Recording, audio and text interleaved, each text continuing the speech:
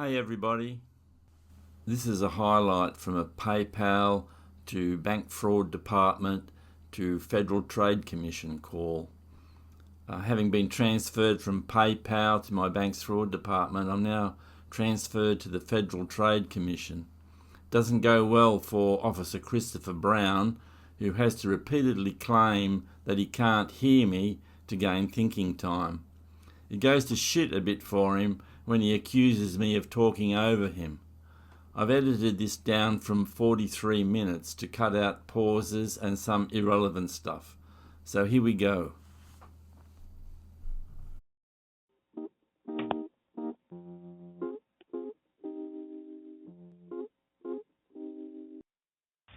Thanks for your patience. I believe I'm talking to Mr. Geoffrey Grain. Yes, that's right. Hi, Mr. Grain. This is Christopher Brown with Federal Trade Commission. How have you been doing today? Not too bad, thanks. Great. Okay. All right. I can see here that you just had a word with one of your bank representatives where they have given you the little bit of information about your identity theft, right? Yes. Okay. Yeah, he gave me a case ID to give to you. Uh-huh. I understand, Mr. Grain. Okie dokie. All right, Mr. Grain. Now, very first, my name is Christopher Brown, and Yep. I work for Federal Trade Commission. Yep. Okay. Now, the reason you are talking to a federal officer, that because your personal identity has been manipulated by the imposters, wherein they have registered multiple bank accounts with multiple banks, and they are laundering their illegal money with your identity. Now, every piece of documentation and evidence we have here, it's completely against you for obvious reasons. And with these evidence and documentations, there is a charges under your name for the money laundering, and there is a warrant out for your arrest. However, we did check your past record. Charges and a warrant. I beg your pardon? And it's charges and a warrant. And you said it was an arrest warrant? Yes, the charges under your name for the money laundering. Now, as I said, that we did check your past record, and it was clean. Okie dokie, Mr. Grain. And do you have any doubt or any suspect amongst the people living around you about this? Just the there's a couple of tellers at the Truist Bank. I told told Jeff Lewis, who was from the fraud investigating department at the Truist Bank. I told him about them. They're quite suspicious. They have all my details. I think he's going to be looking into them, but I can give you details as well. I can give you their names at least. Okay, I hear you, but I really don't understand what you're talking about. So can you repeat yourself again, please? I'm sorry for that. There are two tellers at the Truist Bank in Pottsville who obviously have all of my details, and they've been acting very suspiciously. I think that they may be involved in any of the identity theft. So either by using my identity directly or possibly selling my identity to whoever is doing these things. Okie dokie. And why do you or why do you think so? I mean, and on what grounds or on what things you are saying that you have doubt on both of them? Okay, so they are very suspicious. They have beards. There's two of them. They appear to either be some sort of cult, or they possibly are a genetic syndrome. They do. You probably remember from school the X-linked genetic condition called Little Mushroom Man, and it causes them to have short stature, and so they're all about 5'6" tall, They have bald heads. Their heads are sort of inflamed red with white splotches on them, and this is why they dubbed the syndrome Little Mushroom Man syndrome, and it's X-linked, and so it only appears in males. And I can give you their names. The ringleader, his name is Mike, and his offsider is Beau, B-E-A-U. They're both tellers. So Mike sort of started there at the bank about 5 years ago, and then he didn't have this goatee beard. He just had like a dirtbag moustache, and he developed this evil goatee beard. His last name is Olagee, Olagee, and he's got an offsider who appears to have the same genetic condition, and his name is Beau. His last name is Leatuce, Leatuce. They are very suspicious, and they seem to have an unnatural interest in how much money you have in your account and things like that. Yeah, I think if they do have this Little Mushroom Man syndrome, I think it does cause some sort of mental instability as well, and so I think they're definitely worth looking into. But they work at the Truist Bank in Pottsville, so it shouldn't be hard to check them out. Okay. Can you get all that? Okay, Mr. Grain. Okay. Now, Mr. Grain, I have a number that is 570. Is that your cell phone? Right. That's right, yes. Okay. And do you now have to take the picture and have to send it? Yeah, I think I would know, but it's not one of those phones. It doesn't have a camera. As far as I know, it doesn't have a camera. I can't seem to see one anywhere. And it's a flip phone. It's actually a Barbie phone. My great granddaughter won. My great granddaughter won 2 Barbie phones, and they're phones. They are made for kids, but they have quite good reception. You can text with them, and you can talk. You can make calls with them. And I had a phone that died, and my great granddaughter came around and gave me one of the Barbie phones so we could talk to each other. So that's the phone that I use. It's quite embarrassing. It's pink and it says Barbie on it, but it works extremely well, and it's got nice big buttons, and there's no confusing stuff involved with it. Yeah. So that's the phone. Yeah, works well. Okie dokie. So you said there are charges, but I haven't been formally charged, have I? Because I haven't been arrested. I mean, I'd have to be arrested to be charged, yeah? I'm sorry. It does that. But you do have an arrest warrant. I beg your pardon? You have an arrest warrant, even though you don't think I've done anything. So listen, can I get some details about the arrest warrant so that if I have to get in touch with my legal representatives, they have all the details they need. So could you I understand, Mr. Grain, but in that manner, warrant number is?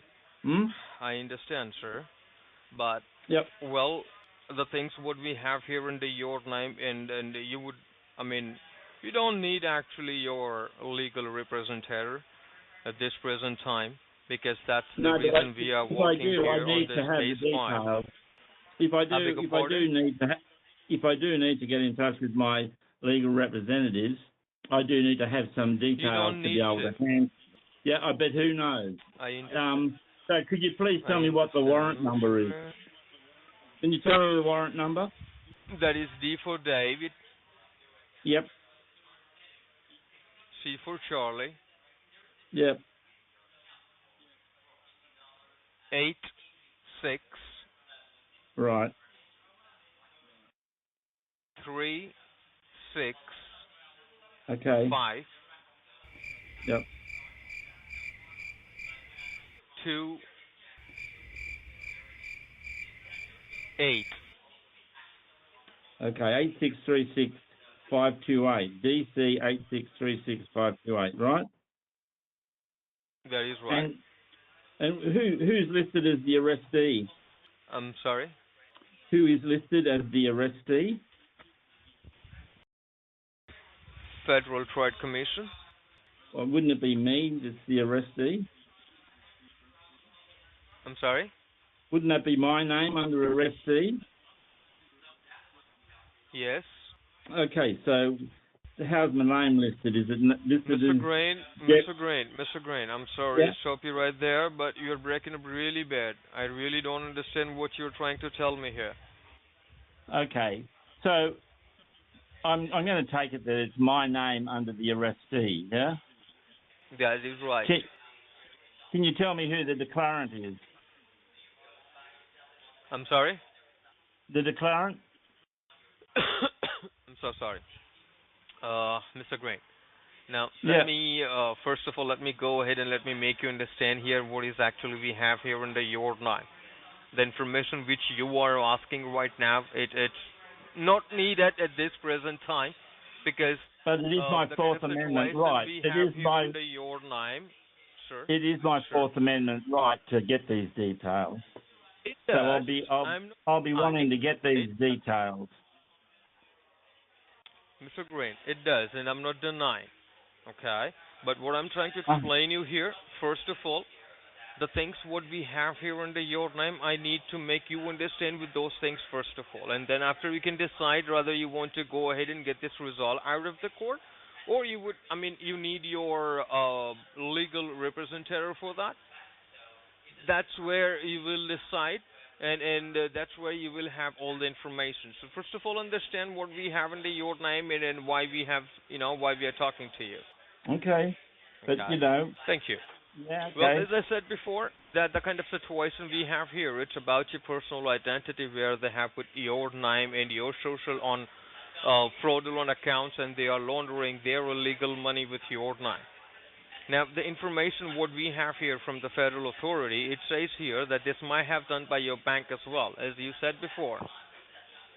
So from now onwards, I would like you to keep every piece of information, keep it confidential, and do not share any piece of information about this case file to no one until I say so. There are two transactions we have tracked down here, which been sent to the Mexico, and the bank name is Bank of Mexico, and the transactions are for 96,000 and 107,000. So this 96,000 and 107,000, it hasn't come from any of my bank accounts that I've outlined to No, the fraud investigation department, right? Okay, so it's not from my bank accounts, although is it from bank? It's from bank accounts that have been registered in my name, yeah. it is not, Mr. Grain. So Well, sorry, as what I mean, since what I was have the the connection? information that you are bank truist, go ahead. What's the connection between me and the 96,000 and the $107,000 that have been sent to the Bank of Mexico? Why is my name involved in those transactions? Because they have sent both of these transactions with your identity. So when you say with my identity, from a bank in my name, or I don't understand. Yes. Like, okay, so They there are they they banks. have registered. They have. All right then. Repeat Okay. yourself again. Yeah. Okay. That I understand now. They're banks. They're banks that have I been don't hear. bank I accounts that have don't been opened understand a up in word my you are name. saying. Say that again. I don't understand a word you are saying, Mr. Grain. You are breaking up really bad. Okay. Not sure why. This money that went to the Bank of Mexico came from bank accounts that had been opened up in my name.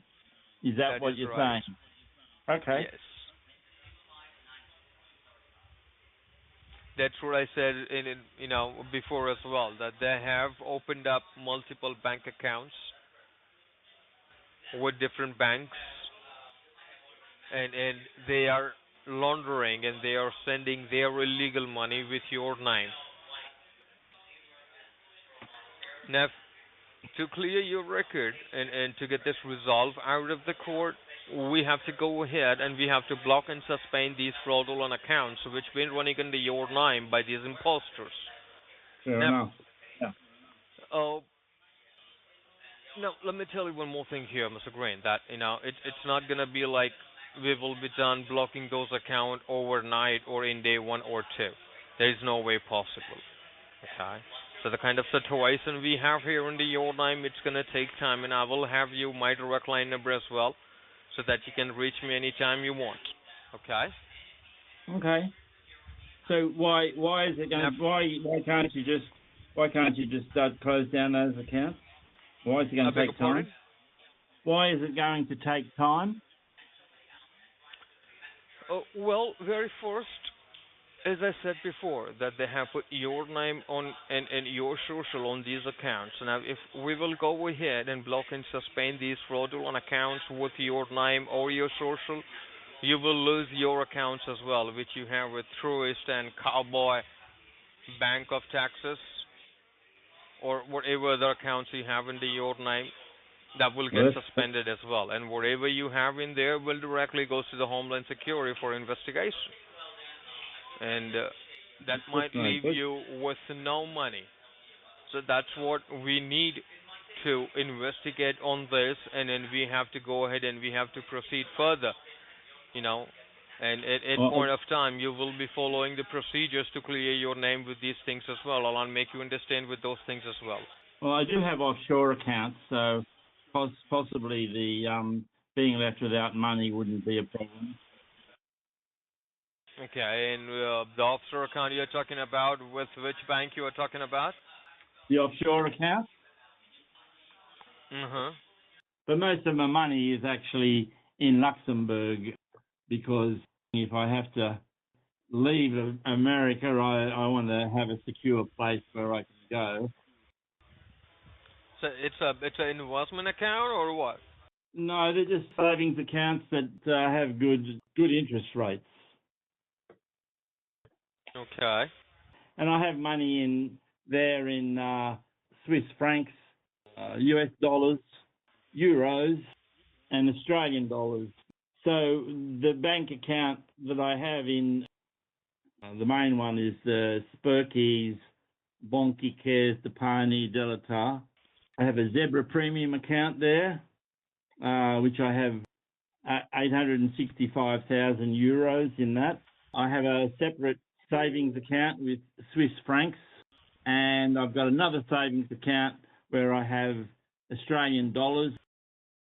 You were saying that if they just close down these fraudulent accounts, my accounts are going to get closed down as well.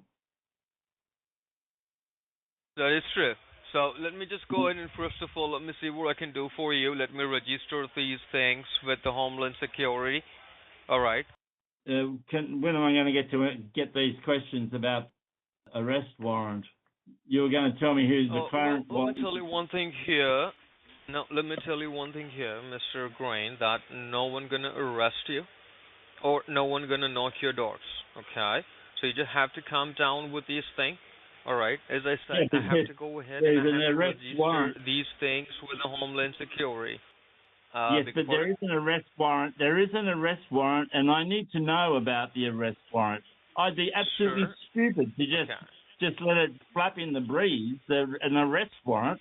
I need to get some details about it, and it's my Fourth Amendment right to face my accuser, and it's also my 14th Amendment right.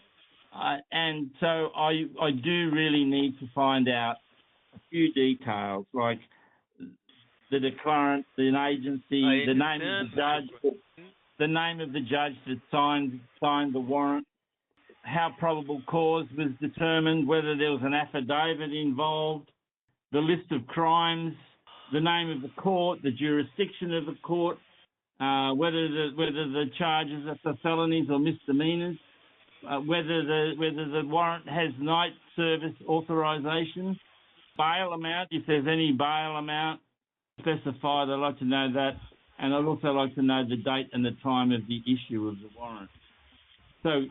So anyway, I'll leave those things with you. I would like to find out all of those things, but let's get back to the point. What do I need to do? Thank you, Mr. Grain. Now, you just have to sit back and relax, as I said. Okay. I'll go ahead and register these things with the Homeland Security, and then I'll see what I can do for you, and I'll get back to you again today. Okay. It's gonna take me about 3 hours at least, and I'll get back to you again. Oh, shit. All right. So I'll get back to you again. I'll get you the rest of the information, how it's gonna go through. Okay. But besides that, as I said before, that you have to keep every piece of information confidential. Do not Why is share that? any information about this, neither you bank, your legal representative, your attorney, your family, son, daughter-in-law, neighbors, friends, not to anyone. Why not? Okay? Just keep it Why? confidential. Beg your pardon? Why? Because, Mr. Green, that very first you yourself have told me that, you yourself have no clue who is playing around with your personal identity, and moreover, the information what we have here from, federal authority, it says here that this might have done by your bank as well. Okay. Yeah, so that is I the told reason them that. we need to keep I it told them that confidential. it might have been. So I didn't. It's not that I don't know. I have no idea how this came about. And also, there's been data breaches. So I imagine all my information is freely available. Yeah, but I still that doesn't explain. You are breaking up, Mr. Green. Yeah, thanks for that. That doesn't explain why I can't talk to my attorneys. Mr. Green, I don't hear a word, or I'm so sorry, but I don't understand a word you said. You're breaking up really bad. So please repeat yourself again.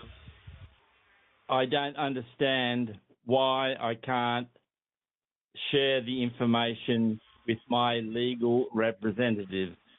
Because if you want to go ahead and if you want to take this legally and if you want to fight this inside the courthouse, you can involve your legal representative. There is not an issue with that.